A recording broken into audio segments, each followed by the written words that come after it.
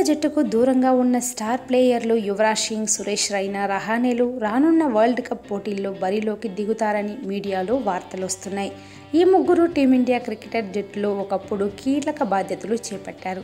కానీ వచ్చిన అవకాశాలను సద్వినియోగం చేసుకోకపోవడం ద్వారా జట్టుకు దూరమయ్యారు. అయితే ఐపీఎల్లో ఆడటం ద్వారా మళ్లీ ఈ ముగ్గురిని ప్రపంచ కప్లో ఆడే వన్డే జట్టులో స్థానం లభించే అవకాశం ఉందని టాక్ వస్తోంది.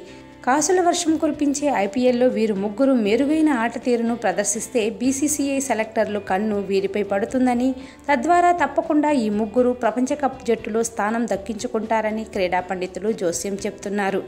ఇందుకు కారణం లేకపోలేదు. ఐపీఎల్ ఆడే క్రికెటర్లకు టీమిండియా కెప్టెన్ విరాట్ కోహ్లీ సందేశం ఇచ్చాడు. ఐపీఎల్ క్రికెట్ ప్రతి ఏడాది జరుగుతోంది. ఇలానే ప్రపంచ కప్ పోటీలు 5 ఏళ్లకు ఓసారి జరుగుతున్నాయనే విషయాన్ని గుర్తు చేశాడు. ప్రపంచ కప్ గెలుచుకోవడం అనేది టీమిండియా ఆత్మ గౌరవానికి సంబంధించిందని, అందుచేత ఐపీఎల్లో ఆడే క్రికెటర్లు వరల్డ్ కప్ పోటీలను దృష్టిలో పెట్టుకొని క్రికెట్ ఆడాలని పిలుపునిచ్చాడు. ఇంకా మానసికంగా, శారీరకంగా రాణించాలని, ఫిట్నెస్ విషయంలో రాజీ పడకుండా గాయాలకు దూరంగా ఉంటూ క్రికెట్ ఆడాలని కోహ్లీ చెప్పుకొచ్చాడు. కాగా ఐపీఎల్లో మెరుగ్గా ఆడి పూర్తి ఫిట్నెస్ను కలిగి ఉండే క్రికెటర్లకు సెలెక్టర్లు ఛాన్స్ ఇస్తే అవకాశం ఉన్నట్లు తెలుస్తోంది.